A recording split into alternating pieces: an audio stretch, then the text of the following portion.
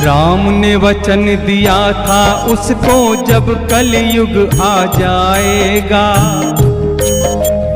मेरा अवतरण कल की रूप में तब पहचाना जाएगा। राम ने वचन दिया था उसको जब कलयुग आ जाएगा, मेरा अवतरण कल की रूप में तब पहचाना जाएगा। तब तुम संग रहोगी मेरे,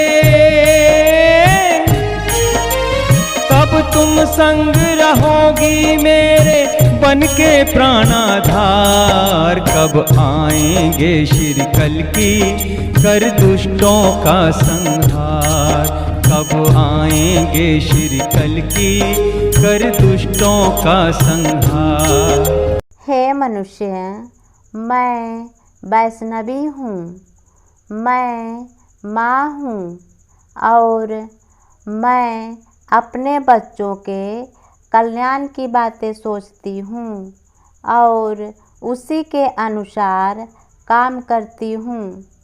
लोग दुख को देखकर घबरा जाते हैं और पूछते हैं कि मेरे ज़िंदगी में दुख का अंत कब होगा।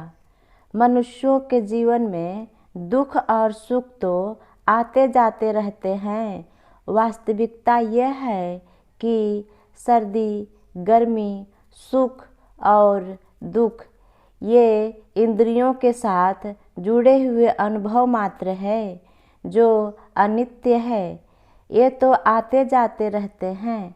जब सुख और दुख आते हैं तो मनुष्य उसको अस्थाई समझकर जीते हैं।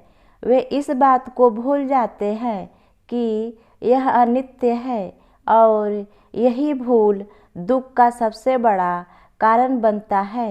गीता अध्याय 2 के श्लोक 14 में ईश्वर ने कहा कि सर्दी, गर्मी और सुख दुख को देने वाले इंद्रियां और विषयों के संयोग तो उत्पत्ति, विनाशशील और अनित्य है। इसीलिए हे मनुष्य, इनको तू सहन कर।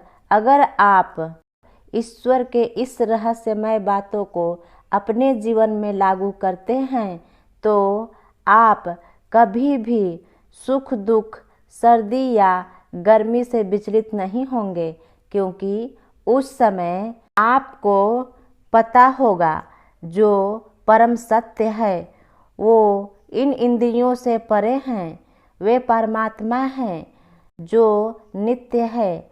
आजकल मनुष्य छोटी छोटी बातों को लेकर दुख और सुख के बयार में बह जाते हैं।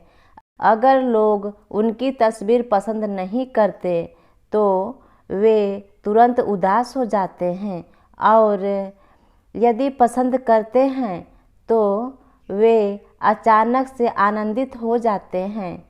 थोड़ी देर के बाद दूसरी तस्वीर लोगों के सामने रखते हैं। अगर यह तस्वीर लोगों को पसंद नहीं आती है तो फिर से वे उदास हो जाते हैं। मनुष्य अपने ज़िंदगी को ऐसे मूल्यहीन बातों पर आश्रित कर लेते हैं।